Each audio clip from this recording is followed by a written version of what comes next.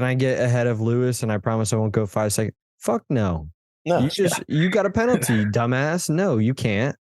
You should go behind him anyways because you fucking suck. Yeah. Back of the line, pal.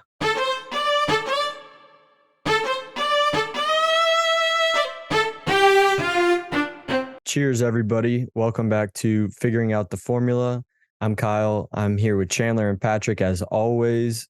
Last podcast, we discussed the upcoming race. It was the Italian Grand Prix. Unfortunately, that didn't happen because there was flooding in the area, so the race was actually canceled. So that was last weekend. This past weekend was the Monaco Grand Prix.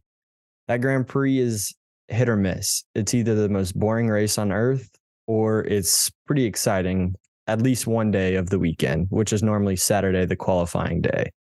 Well, it's one of the most historic, if not the most historic, Grand Prix in Formula One racing. It is considered part of the Triple Crown of motorsport racing, the other being the Indy 500, which adjacent F1 also happened on Sunday. And then the Le Mans 24-hour race. So it is very highly regarded in the motorsport world. I think that as cars have evolved, it has changed the racing a bit to the point where, we've seen this. There's some graphics out there that show the size of the cars, even in the 90s and the 80s compared to now.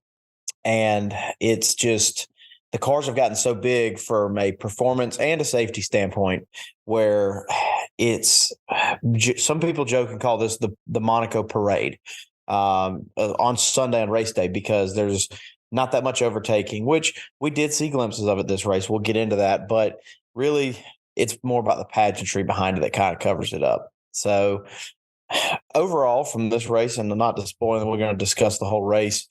For me, it was a good race considering it was Monaco. I agree. Pat, what do you think about it? I like Monaco. Monaco is a really unique kind of weekend, which I'll talk about kind of why in just a little bit. But it's definitely an outlier on the calendar. It's one of the most historic tracks on the calendar that F1's been racing at since the 1950s. Like Chandler said, there's not a ton of overtaking because of how big the cars are now, of which, hopefully that changes in the next couple of years. But it definitely can produce some very crazy moments with, overtakes on the circuit itself, or just kind of interesting strategy calls and things like that, especially when you introduce like rain like we had this weekend. There's been a lot of talk recently. Now they already signed a deal to keep it on the schedule, but if it were up to you guys, would you get rid of the Monaco Grand Prix for a newer course, somewhere in the US maybe? Or what's your opinions on it? I don't think I would. I don't think I would get rid of it. Part of it is because of one, it's just a really historic place. It's like F1, like part of F1's heart is in Monaco. And the other thing is that just kind of the way I've been seeing, these new tracks that'll come for, a couple years and then get kicked off the calendar, they're honestly not that good most of the time. I don't really know who they have like designing tracks. I bet there's maybe I can count 5 Chandler. people. Yeah. I mean, they probably just have like a handful of people that, are actually capable of doing that, because I know there's a ton of science involved. But it feels like more often than not, it just turns into a crap track, which, we can see with what looks like Las Vegas is almost a big square, or Miami. Well, I'd much rather have the giant ass yacht in the Monaco harbor than I would the Miami harbor that is fake water. Yeah. It's the size of a toy sailboat. So no, I agree with that. Chan, are you keeping it on?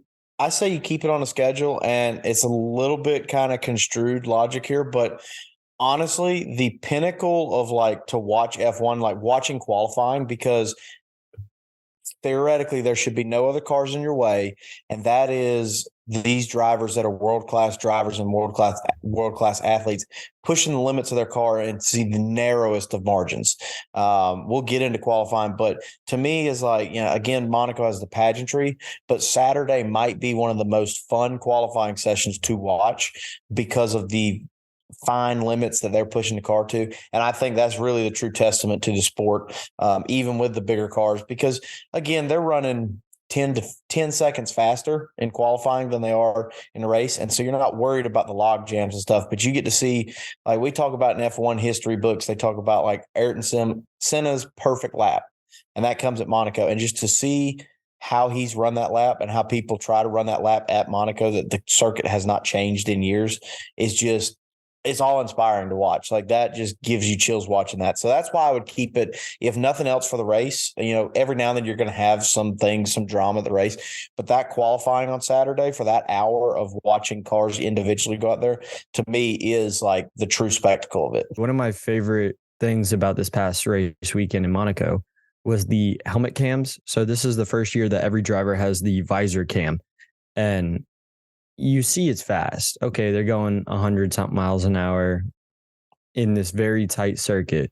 But when you see that visor cam, it's like, holy crap. This is insane. There's a reason they're the top 20 drivers in the world. I mean, a lot of it's because they have money, but we're not going to get into that part. But we are going to get into practice. So practice was, practice? We talking about practice? Little shout out, but no, we get into Alex Albon in FP1. He crashed. What was y'all's thoughts on Alex Albon's crash in FP1? I don't know. I mean, they had a really promising start, and it kind of just seems every week they're just taking little steps backwards. Whether it's the drivers crashing, and costing them even more money, like we talked about before, like it costs a lot to fix an F1 car, which a team like Williams does not need that. It just kind of feels like they're starting to put themselves more and more into a pit. We'll talk about their qualifying results later, which also weren't that great. But to me, it's disheartening. I've talked to y'all about, how I really want Williams to be great again, but it's just stuff like this it's costing the team money and costing them more in the long run. And it's like, okay, yeah, it's just practice, but that's X amount of dollars more that they have to pay just to fix the car instead of developing it. So the thing that I heard in FP2, James Voles, the principal of Ford Williams, I think it was Crofty. He asked him, was this a driver error? Was it mechanical? Well, he had said that it was basically a little bit of of Albon's driving style, but the setup wasn't correct at all. And it's FP1, so that's the time to figure out if your setup's correct or not. Mm-hmm. But at Monaco, there's no room for that little bit of error. So that's what actually caused the crash. He said that those little things can be different based off driving style, but with Alex's driving style, he just ran out of room. They worked on it. They fixed it up. It was FP1 early in the weekend, but another team that had to work on a car was Lando Norris's team. McLaren showed up with a brand new livery. I loved it. Gorgeous. It was absolutely gorgeous. It was their Triple Crown livery. And even though it's still a tractor, that thing looks so nice. But unfortunately, a McLaren's going to McLaren. The Lando Norris had suspension issues in FP1. They had the whole nose off, everything they were fixing. Parts were, the suspension arms were in different locations, wrong locations. So you just knew maybe this isn't it this weekend. And in FP1, that's not a good thing to start out the weekend. It's demoralizing. It just through FP1 and FP2, even through all the practices before we got to qualifying, I'm just like, just put me out of my misery as McLaren. Get me to the end of the season so I can be a free agent and sign with somebody else for fanhood. Like we can't even get the car on the track because of issues with the car. And what was an upgrade? They had a slight upgrade, I believe. They had one ready to roll. And obviously here it is. The upgrade can't even get on the track because, we've got stuff all messed up. It's pain. It's an absolute pain. I do want to kind of say that the state of McLaren could be emphasized best that after I watched the Monaco Grand Prix, I flip over to the Indy 500 and Zach Brown's not even in Monaco. He's in Indy 500, which shows me that he cares more about his winning team in IndyCar, which is fine. You have a good winning car. But except they didn't win in the Indy 500 either. They couldn't even do that. I wrecked don't know out. what else to say. They Yeah, all I wrecked mean, out. Tony Kanaan in Indy, like that was a farewell swan song, whatever. Felix, who had the third fastest time ever, and that's got best for third this go round. Rex Pato Award bottles it. I'm just Like I said, a McLaren is going to McLaren. Here But we are. luckily, that was just practice, like I said, and they were fixing the car, but he didn't wreck in practice. The car that did wreck, besides Alex Albon, was Carlos Sainz. He crashed in FP2. I mean, like we said, McLaren's going to McLaren, but Ferrari's going to Ferrari. Especially in Monaco. And what do you mean by that? Is there like a curse or something? So, man, it's so painful to watch. So I think it was two seasons ago, Charles Leclerc gets pole and then didn't even start the race because his car broke down on the formation lap. And then I think Charles Leclerc crashed again last year. Yeah, he damaged his gearbox and they couldn't start. That was actually 3 years ago. So 3 years ago is when he got pole, because he had gotten pole 3 straight years prior to Checo getting it. Yeah. And so 3 years ago is when the gearbox messed up, and then he got pole and then crashed on his in lap and then couldn't even start the race. And then last year was he had pole, and then Ferrari strategists did their peak. That's what it was. Yeah, that's what it was. Okay. Yeah. And it's like if one of the drivers isn't going to crash, then the rest of the team is going to do something to mess it up. Yeah. We'll talk more about Carlos Sainz's race, when we get to that portion, because there were some very heated exchanges between him and the team. But I mean, it's more memorable for me, at least, that Ferrari is yelling on their radio about screwing something up. But you're also a Red Bull fan, so if you're a Ferrari fan, you'd have tears like Chandler does right now with McLaren. Yeah, no, I mean, I'd be bippity boopiting my way out into the fucking graveyard, because I mean, it's just pain every time they come to Monaco. I think the last time they won was with Sebastian Vettel, which was, I think, 2017, if I remember correctly. But it's almost every year. It's just a bad weekend for them. Where if I were a Ferrari fan, I would just not want to watch that whole weekend. Absolutely not. Charles Leclerc racing in his backyard. Yeah. So that was all that happened for this practice session. Let's move right into Pat's paddock before we get into the exciting part of the race weekend qualifying. So let's stop in Pat's paddock. All right. Welcome back, everyone, to my personal section. So I just want to talk a little bit about kind of why Monaco is important. Chandler touched on this a little bit earlier. Monaco, like we said, was one of the first races in F1 back in the 1950s. It's a place for the ultra wealthy and the ultra rich. I don't think they have income tax there. It's usually characterized by a gajillion mega yachts out in the harbor. It's the Italian Florida. Basically, yeah. And the thing is, because it's so historic, despite the cars really not fitting on the track, it's got to remain there. It's a really, really tough track, where it makes qualifying just that much more important. So you can go back and honestly, there's some great footage from I think it's 2007 or 2008, where, Fernando Alonso and Lewis Hamilton are battling. And even though they've got these much shorter cars than we have today, you can still see how tight it is, and the cars at their absolute limit, especially going through turns 13 and 14, where it's a very tight chicane and they're still probably going 150 miles an hour. You cannot mess up here, of which any kind of mistake it's going to make you lose, just like we saw with Charles Leclerc previously. We actually saw it this year with Checo in qualifying. He ended up crashing, which we'll talk about in a minute. But it's really just kind of the best place to test your skill as a driver, because there is quite literally no room for error. You'll see all the time images of cars maybe a millimeter from the wall. Some of them will tap it, and keep going. Others, you tap the wall and your day is done. So it's really different, just because qualifying matters way more than the actual race. There's not a whole lot of overtaking in the race normally. But it just makes qualifying, actually really, really matter for just one weekend.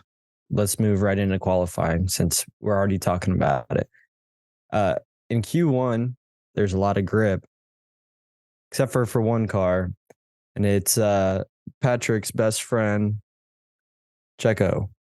Checo crashes in Q1. Yeah, I don't know what the hell happened, but Checo forgot to brake, and he just went way too fast into the turn, missed the apex, everything, and just bent it right into the wall.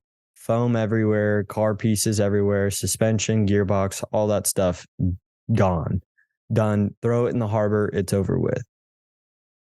That sucks because qualifying, wherever you're at on qualifying, is normally where you finish on race day at Monaco. Normally.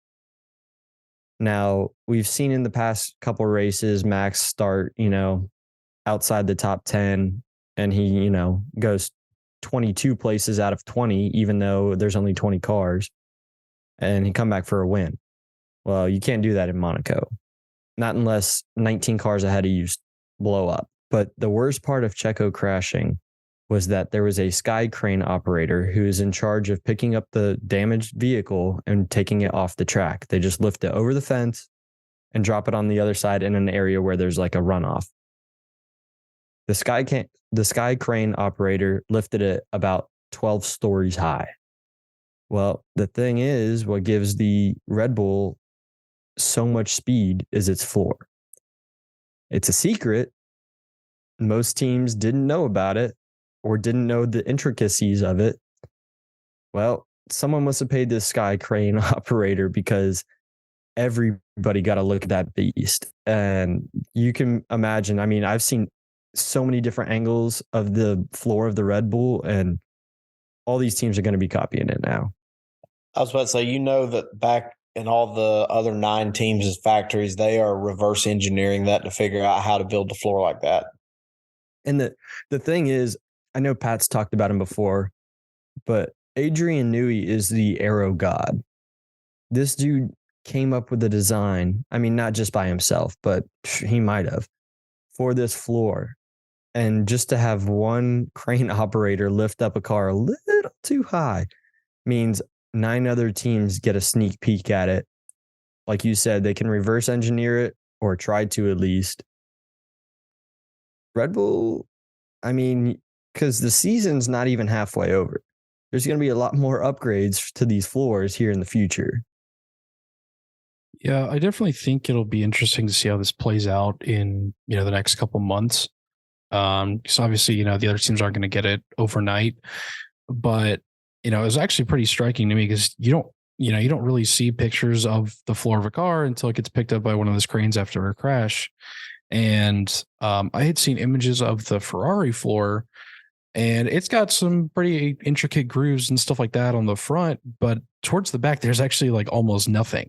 I think the Ferrari car is set up to, somehow jettison the air out towards the sides to create vortices and downforce. I'm not an engineer. Y'all probably get the point. But if you look at the Red Bull one, it actually goes through the whole car, and there's all kinds of crazy dimples and different things like that. It looks like the only thing like solid in the car is the engine and the cockpit. And so it'll definitely be really interesting in the next couple weeks and months just to see, how teams adapt to it, if they actually try to copy it or not. They have to at this point, right? Because Aston Martin copied the side pods of the Red Bull. They're eerily similar side pods. Well, it's still significantly bigger of a difference aero-wise for the Red Bull versus the Aston Martin. Those side pods look just alike, but somehow the Red Bull just pulls away and pulls and pulls and pulls. Is it the floor? Probably. Maybe the engine. It's 2 different engine manufacturers. That could be it. But like you said, I'm not an engineer. All I know is when you're winning, people are going to try to do what you're doing. That crane operator is going to allow a lot of teams the ability to do what they're doing. If they can get it done, if they can work it out. And truthfully, like we make a comment about season's not halfway over with. No one's going to get it right to the point where they're going to challenge Red Bull because Red Bull is over double the amount of points of Aston Martin. However, what this sets up for is, does Aston Martin or Mercedes or Ferrari in those 2, 3, and 4 spots, who gets that who emulates that the best and gets it closest to the exact match and then takes over that second place? Because right now we got a 1-point difference in Aston Martin and Mercedes, and then Ferrari's only 30 points behind second, which can be achieved by, a double points versus a double DNF weekend or a double out of the points, So I really think that's what it does, is it'll help the midfield battle for the best of the rest.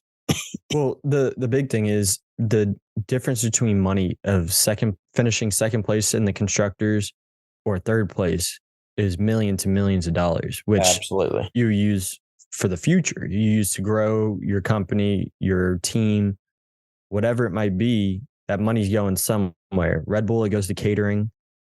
It's just, it's a huge difference. And like you said, whoever can copy it the best. I mean, who can invent it themselves similar to Red Bull, they can be successful, I think. That was pretty much all that happened in Q1. There were no other incidents or anything like that. Out in Q1, starting in 20th, it was Checo, then Joe, then Nico Hulkenberg, Kevin Magnussen, and Logan Sargent. So 2 Haas's and a Williams. Go figure, right? We move into Q2, old number 4.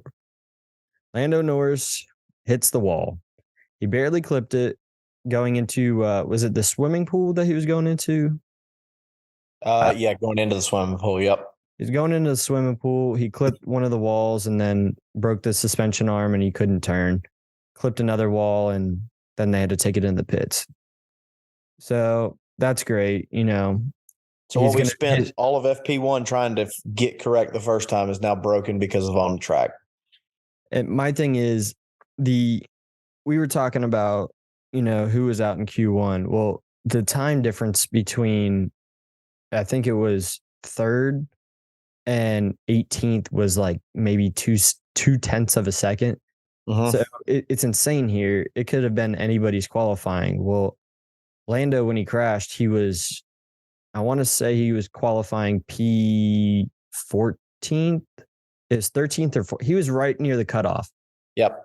And as time expired, it was like, well, is someone going to knock him out? Luckily, like Lewis Hamilton moved up. Oscar Piastri was right behind Lando. I was like, oh, crap. We're going to have 2 McLarens out in Q2. Not good. Well, luckily, time ran out. And then out in Q2 was Bottas, Lance Stroll, Alex Albon, Nick DeVries. And then, like I said, Oscar Piastri was out in Q2. Lando barely edged over him, so he was able to go into Q3. Unfortunately, he crashed. So normally, what's that mean, Chan? Crash, you're done. You're toast. I mean, you got truthfully, I genuinely did not believe there was any chance he was getting back on the track. So he got through. Congrats, you're 10th place.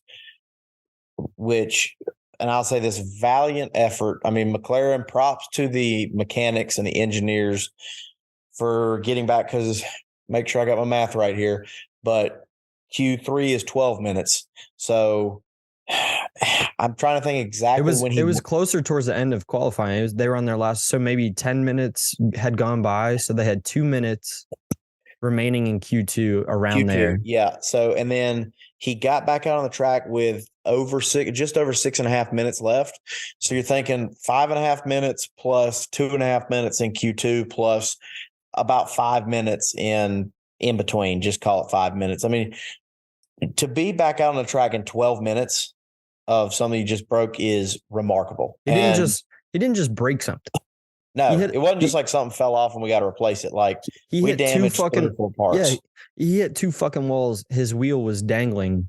Yeah, and to get him back on the track is amazing. And like I said, and really, again, we talk about the difference in Monaco being where your position on Saturday is. majority of the times where you're going to finish. That's a big deal. If you start 10th at any other circuit versus like say you go through, say get into Q3 and you finish 7th, that's not necessarily a huge deal at like Spain where we're going next week. But in Monaco, that's a huge deal because it is possible to lose one position and then not be able to get it back the entire race, and then you're out of the points. So for them to get the get them through getting back on the track is just it gave him an opportunity to go out in Q3 and try to do better, because we said the times were that close it could make a difference, especially like I said, because he was on a really good lap, and we're going to get into Q3. What really prevented him from having another great run in Q3, like he very well could have been much higher on this starting grid if not for Q3.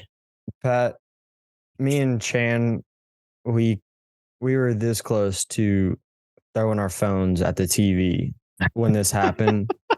Can you tell us what the fuck Chuck Leclerc was doing to Lando Norris in Q3? I mean, like I said before, I don't know what Ferrari does on these weekends, but I guess if they're not going to fuck up their own weekend, they're going to try to fuck up someone else's.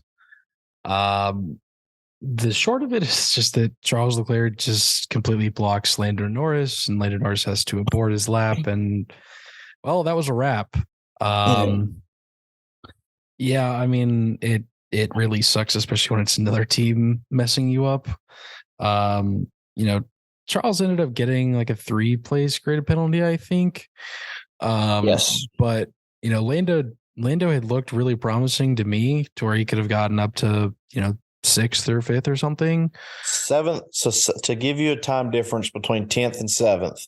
Mm-hmm. So 7th place to 10th place was less than 0.3 of a second. Yeah, which is huge in points. I'm telling you, that's 1, 2, 4, 6 points. I think so. It's a 5-point difference right there. So there was a little bit of a quiet chirping on Twitter too. The actual Formula One account, they tweeted the video of, it says a closer look at the incident between Norris and Leclerc in the tunnel with the eyes emoji, and it showed him blocking Lando. Well, Lando Norris replied to it with a picture with the meme of a young Charles Leclerc saying, "Nothing, is just an incident." An incident with the race. Later on that day, Charles Leclerc just posted a meme of the little kid that's crying on the news interview and says, "I'm fine." Lando put a heart. So I guess there was no love lost between the boys, but God, fucking Ferrari. I don't know. I do quote that. Nothing, just an incident, like multiple times a day in my head. Yeah. That's Chandler when he pops a tire going into the store. Instead of haha, oops, it's just nothing, just an incident. When have I ever popped a tire? I plead the fifth, but let's move on. So that was Q3.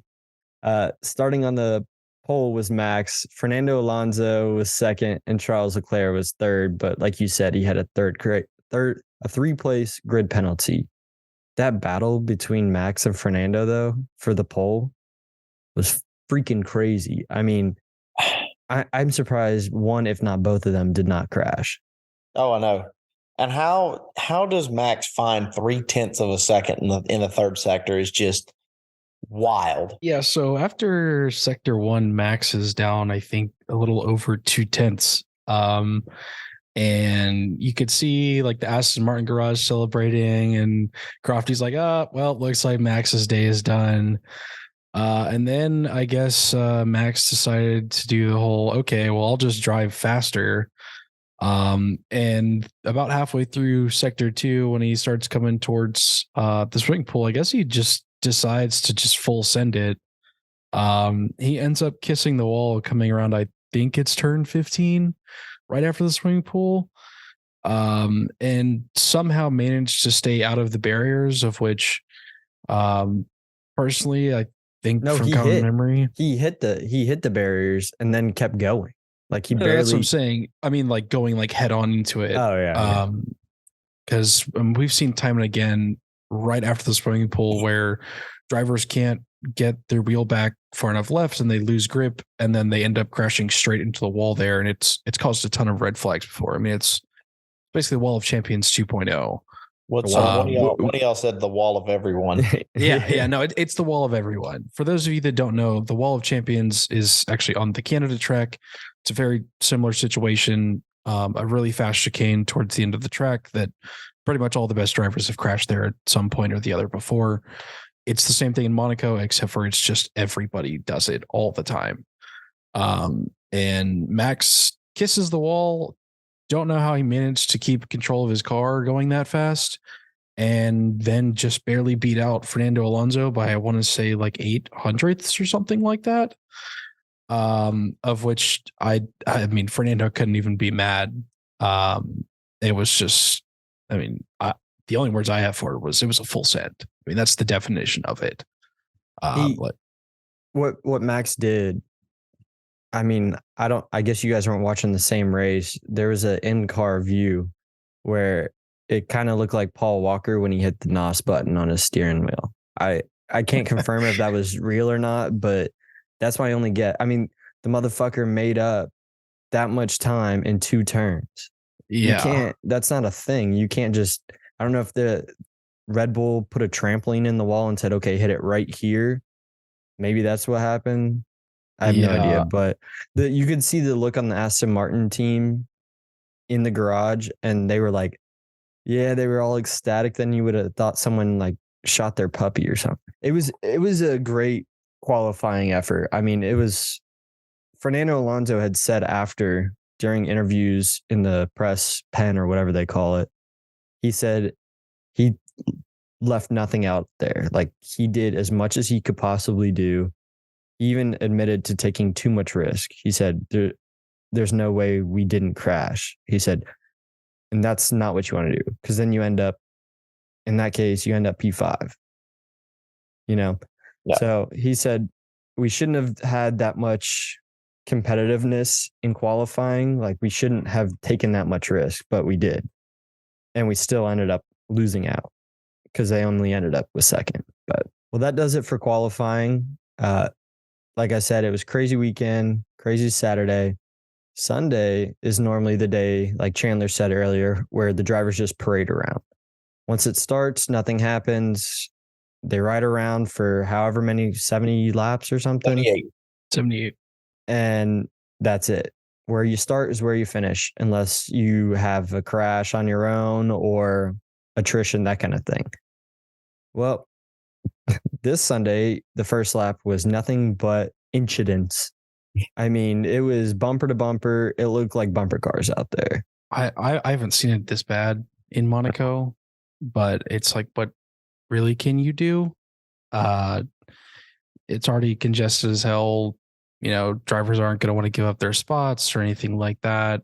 And I'm honestly surprised we didn't have just like some crazy massive crash. That really amazes me about Monaco, is that doesn't happen a ton, where you get like 6 cars crashing on the first lap.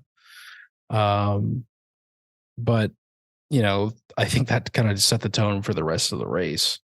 Yeah, this race was crazy. We had everything. Yeah, we had rain, we had accidents, we had all that fun stuff. We had overtakes. We did and have unlikely overtakes. overtaking places too. We also had some penalties. The first penalty was Nico Hülkenberg. He got a 5-second time penalty that he actually later in the race did not serve properly, which turned into a 10-second, an added 10-second penalty. I mean, we said McLaren's going to McLaren, Ferrari's going to Ferrari. Well, Haas is going to Haas. That's pretty much all you can say about Nico. What were you guys' thoughts on what Nico did? Yeah, he just kind of like shunted it. I mean, honestly, like there was just, I don't want to say full send, like when he shouldn't have full sent it, but like just Nico Hülkenberg's have been around enough. He should have had the wherewithal to like know that that curve's coming up, that turn's coming up fast. People are going to be hitting the brakes. Why are you just keep on going? Yeah, yeah. I guess his GPS wasn't working. He just he forgot to turn left now. I don't know.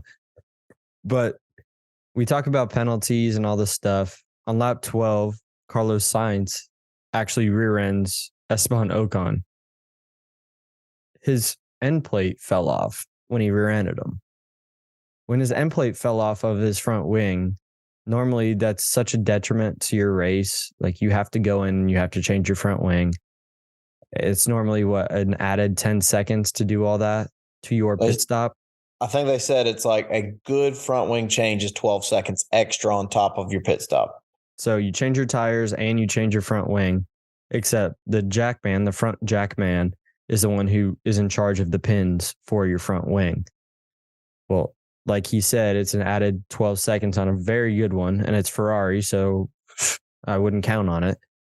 What happens is Ferrari decides not to change his front wing, even though he's missing his end plate on the left side of his car. Yep. So at any time in the past, that's been a black and white flag. Pat's talked about this in the past. Pat, do you think it should have been a black and white flag to have him come in and change that? Or so it was kind of a weird situation. Because for about half a lap, the end plate was still hanging on. And then I think it was right after he turned after the main straight and he's going up the hill. It actually flew off into the wall, of which I don't think you can merit like a black and orange flag after it falls off, really, because, it's, your car then is not posing more danger to the other drivers.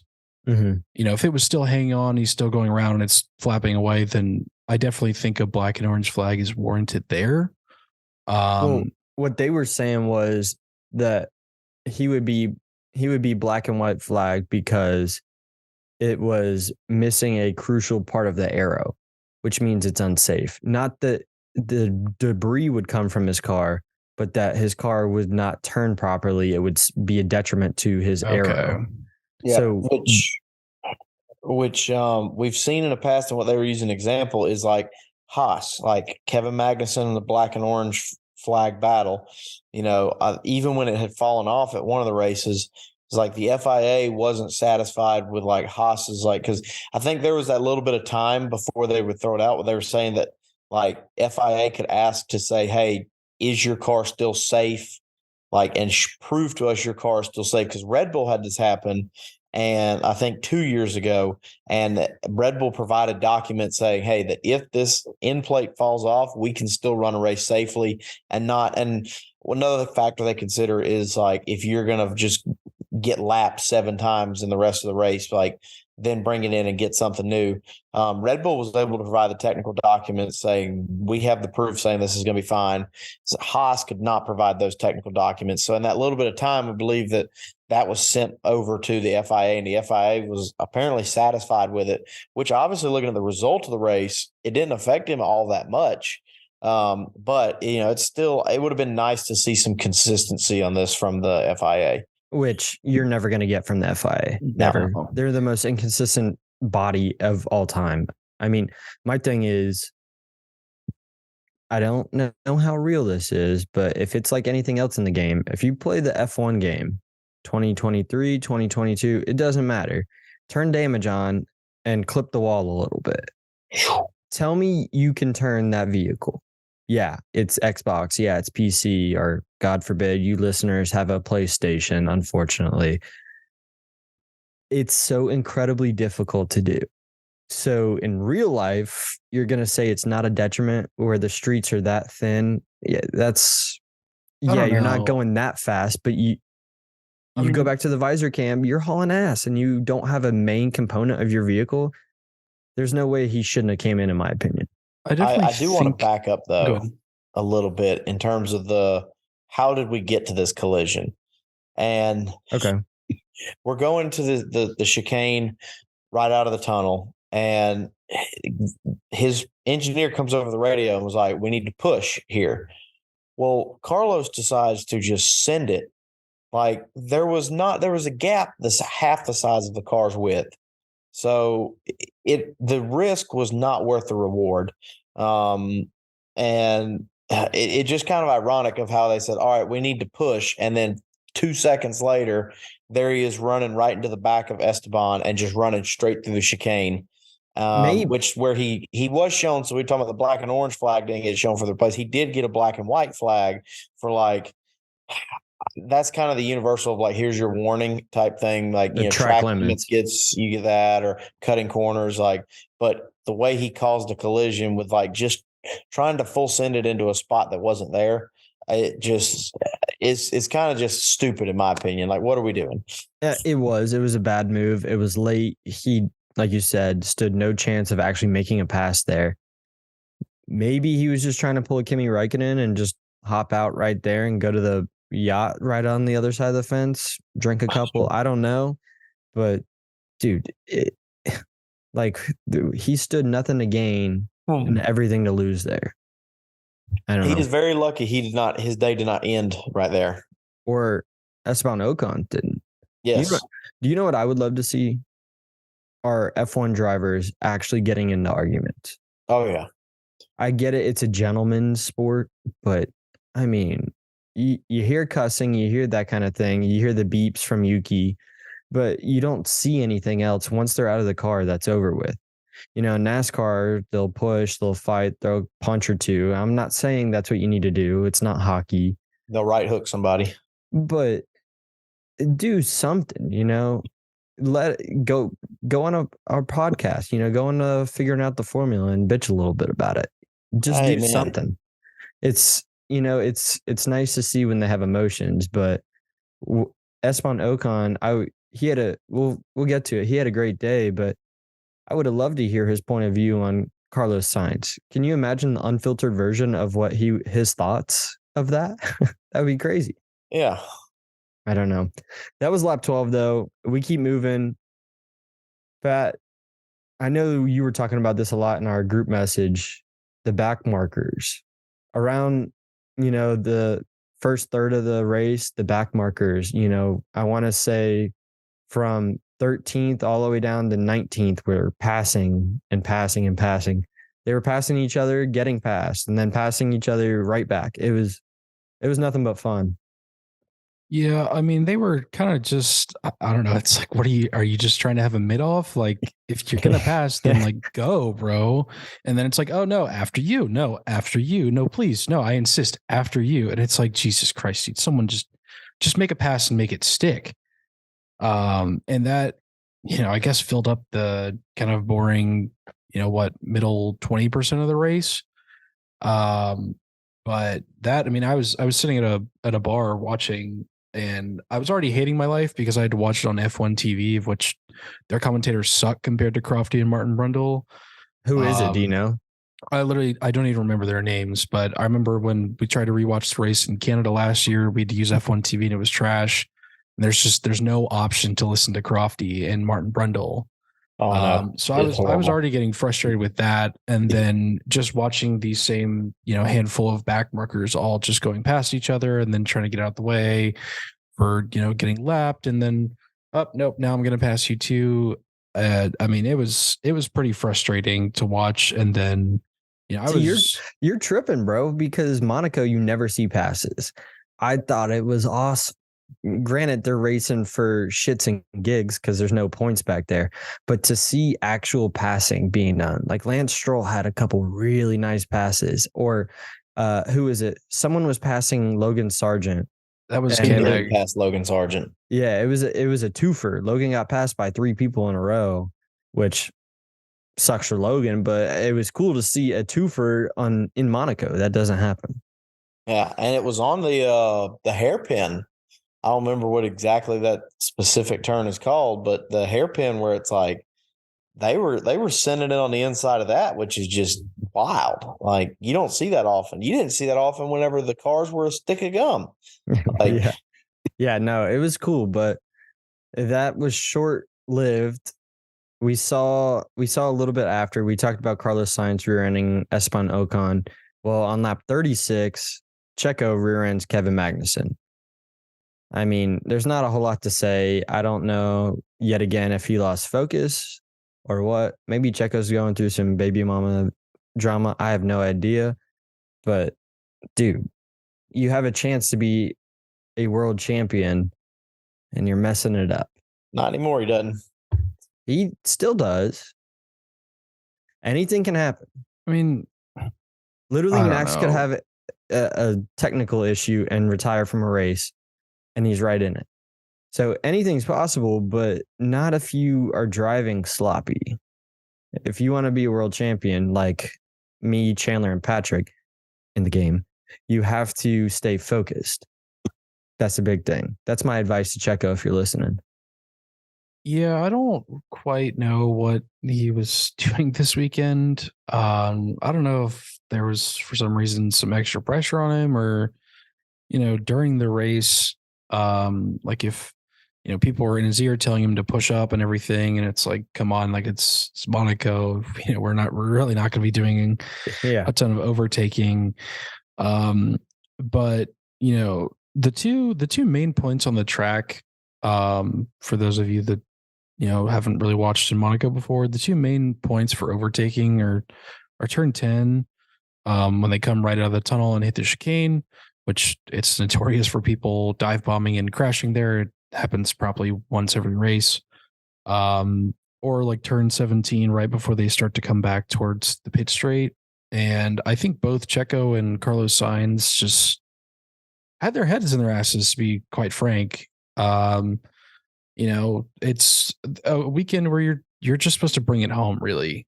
If you're in first or second, okay, yeah, take a shot and go for it. But Checo, I mean, you're already in the gutter. I mean, there's no point in, really trying to make your weekend worse. And, I think he ended up taking like 5 pit stops because of the damage he kept getting for doing stuff like that. Yeah, he didn't seem to gain anything from it. I mean, like we said, you're not going to get in the points. So why damage the car? Cost more money for the team. Just stay focused, run a clean race, stay dry, do whatever you need to do, and make sure you're there for the next race. He kind of whatever. You talked about if it was it would be different if it was first and second place. Well, first and second place was Max Verstappen in first and Fernando Alonso in second. Fernando had started on the hard tire and Max started on a medium tire. Normally, I think Pirelli said that the medium was supposed to last 20 something laps, give or take. I thought it was like 30 to 35. So that was like a pit window. So it was a hair over the 30 mark. Okay, so a little over 30. And then the hard was supposed to last close to 50. Yeah, we'll say mid 50s. So there's about a 20 lap difference between the medium and the hards. Well, this battle just kept going and going and going. Well, around the higher laps of 40s, Max is still on the medium. Fernando is what? He was maybe 10 seconds behind. Yeah. He was in the single digits. He had worked it back to single digits once Max had caught up to traffic. So sub 10 seconds behind Max Verstappen. Max is still on the mediums and Fernando's on the hards. Well, all Fernando needed Max to do was pit. Once he pit, he's in the lead, good to go. Well, then on the radio, there was chatter that rain was coming in. And then the TV showed the clouds that were dark black. It's like, that's not some rain. That is heavy rain coming in. Well, lap 53, rain starts happening.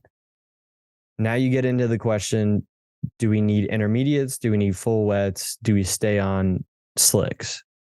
Fernando comes into pit before Max does.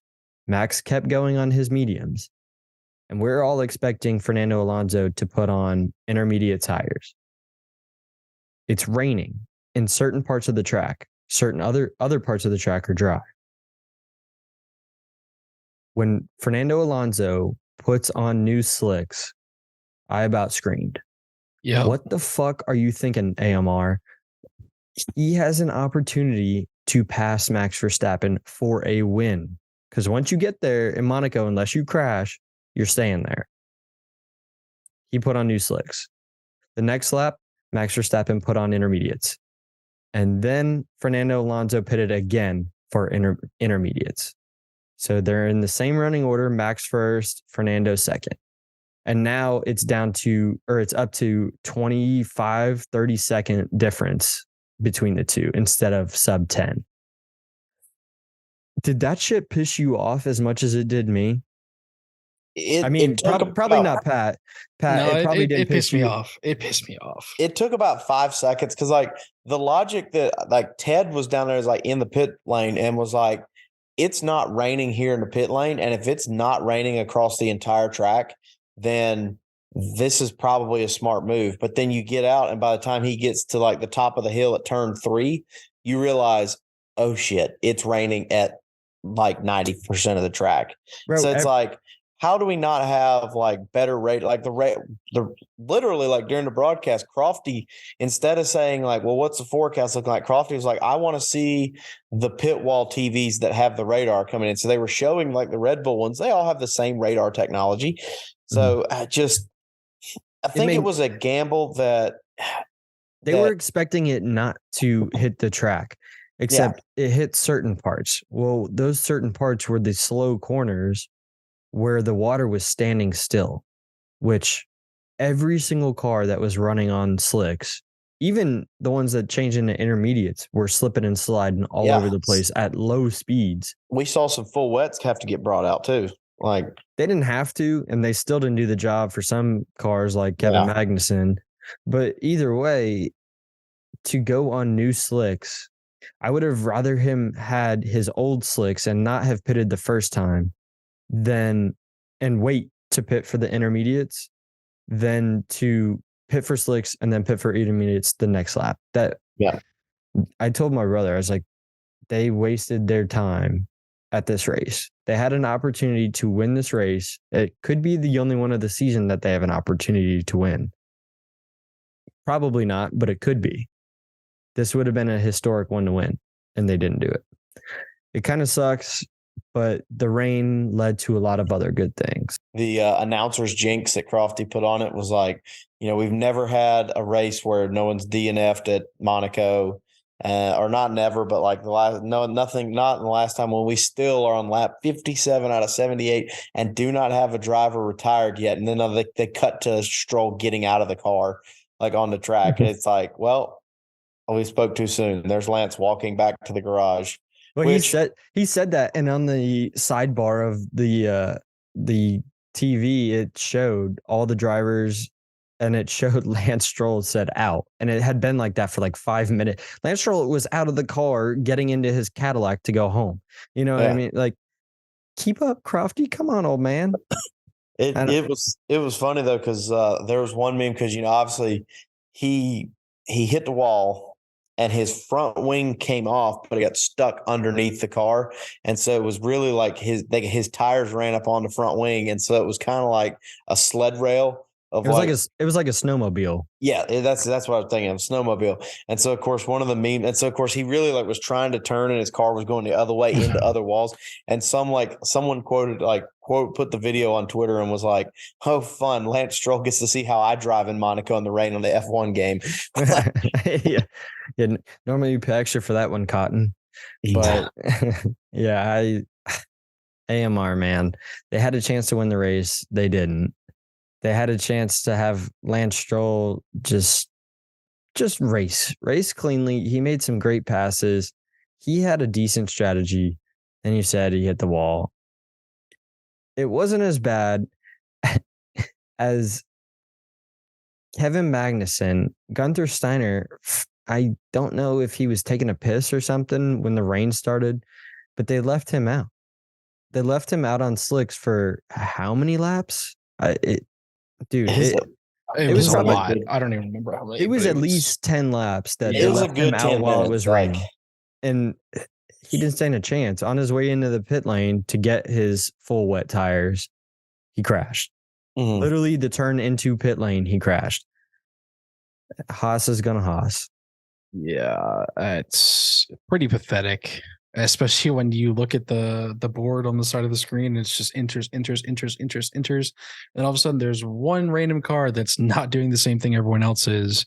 And lo and behold, it's almost always Haas. And then didn't they throw full wets on his car and he couldn't even drive with those? Yeah, he crashed in his wets. He spun Yeah. out 3 times and then actually hit the wall. It was like, just retire the car. You're not in points anymore. Just save Gene some money and some, he needs that for bail for the future. Just let him keep his money. Yeah, taxes. Keeping on the same thing of like we're out of the points. What are you racing for? I will say what I give kudos to James Vowles of Williams for was before the rain came, like Logan Sargent was out of the race, but what they basically told him is they gave him a set of mediums and said, you need to learn how to make these last as long as you can. It was Softs, yeah. Which those were expected to last like 15 laps. And they basically said, you go make these last as long as you can make them last.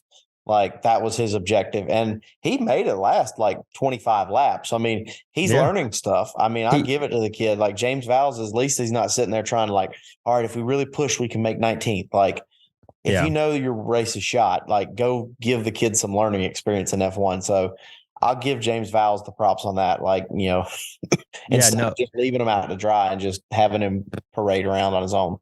Yeah, it was awesome to see that because his mediums that he had 2 sets of mediums for the race and he used them both. I think they said it was on his average time on the mediums. It was like 13 laps. And then he goes out on the softs and he runs 20 something laps on the softs. It's like, see, you can do this. You're here for a reason. You got a lot of Americans supporting you. That's right. Do your job, do it well. We're going to get there eventually. Now that's a lie, but still, hopefully he gets better and can move up. The person who I hope does not move up is George Russell. George Russell, dude, it's a tale as old as time.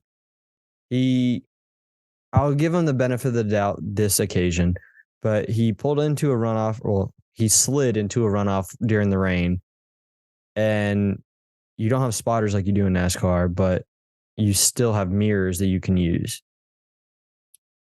George Russell decided to just back up right onto the track, and he ended up getting a penalty for unsafe rejoin. I mean, Sergio Perez hit him, and how high did Checo's car get? He whacked him pretty good, dude. It almost got as high as when the crane operator picked him up. Yeah, I mean, it's like, so where George decided to back up. I mean, they're coming into the hairpin at sector 1, and it's like, every single person they're on the outside and they're going to cut in. So just stay in the little pocket on the outside where they're not going to be, and very slowly back up. And it's like rear gears on F1 cars are already finicky as hell. And George's like, I'll just put it in R and just yeet it, and yeets it back into the path of right where everybody has to turn. I'm sick of it. I dislike George already, and that's an understatement. And it's just like, what the hell are you doing, dude? Well, you're not the only one. I mean, people love or hate Lewis Hamilton. I don't think I've ever met a George Russell fan. Like, nope. I have a shirt for Lando and Fernando, McLaren as a whole. Chandler has some stolen McLaren merchandise. Pat obviously has Red Bull merchandise. Have you ever seen anyone with George Russell apparel? We went to a race. We sat in our section was damn near all Mercedes fans. Not one of them was cheering for George Russell. So clearly the dude's, I mean, he's driving an F1, but for a solid team. But dude, if you keep driving like this, someone's going to take your spot there. You're not going to keep that contract. And then the self-entitlement of after he gets the 5-second penalty to just radio in and say, well, let me pass Lewis, and then I promise I won't drive more than 5 seconds faster than him so that Lewis will get the place back. I just don't want Charles Leclerc to be. You're already 6.5 seconds ahead of Charles. Like, quit trying, because you know what happens if they let him get in front. He's gonna keep going. He's gonna accidentally get 5.5 seconds ahead and be like, "Oh, sorry, Lewis." Like, the entitled SOB he is. Yeah, I mean, his team Mercedes just said, No, you can't do that. What? They're like, that's not in our best interest at this time. Go ahead. You could still keep the gap on Chuck. That's another thing. Like we were talking about, like I wish I could see the drivers' actual personalities on the track and when they get out of the cars. Could you imagine hearing your race engineers like, can I get ahead of Lewis and I promise I won't go 5 seconds? Fuck no. No, You got a penalty, dumbass. No, you can't. You should go behind him anyways because you fucking suck. Yeah. Back of the line, pal. Yeah. See you later, buddy. Yeah. That unsafe rejoin. I mean, people don't realize, like, yes, it's Monaco, but they're still, like I said, going hundreds of miles an hour. Like 160. They're hitting 160. I mean, on the straight, yeah.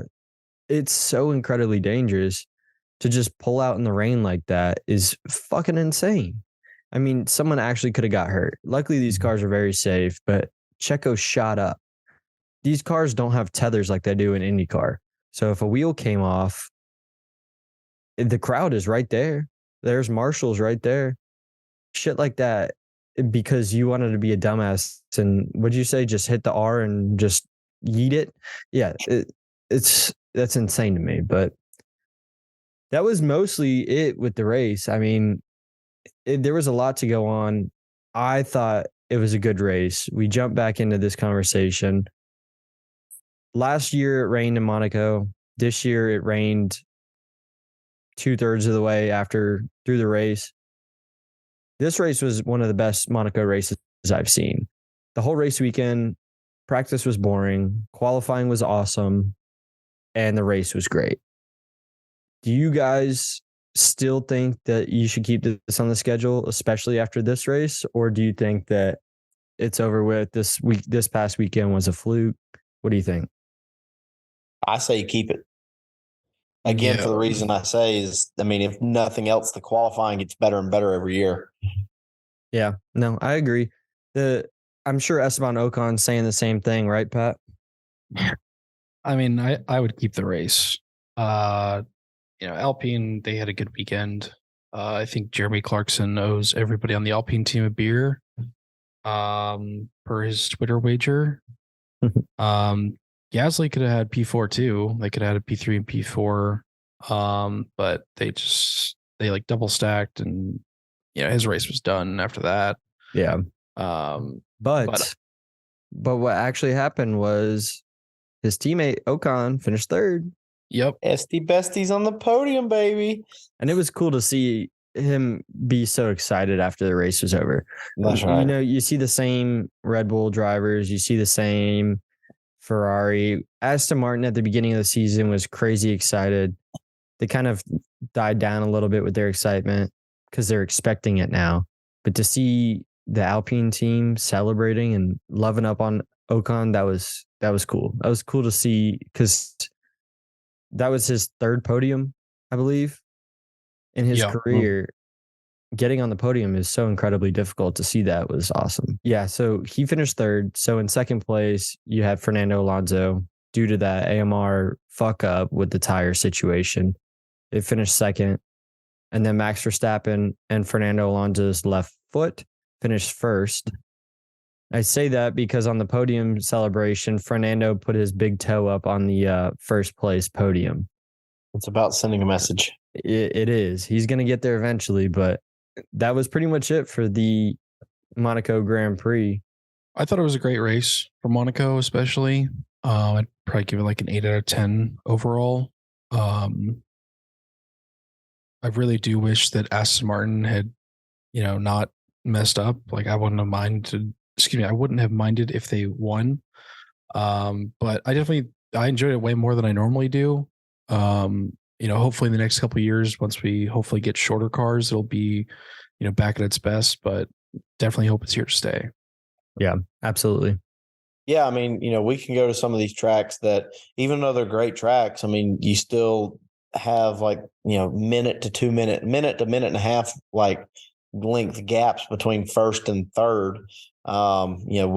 Even though that was, you have a significant gap this go around, it's still like always exciting just because I think you're so on top of everything and it is so congested. And so it was a very good race. Now, the next race is coming up this weekend. It is the Spanish Grand Prix.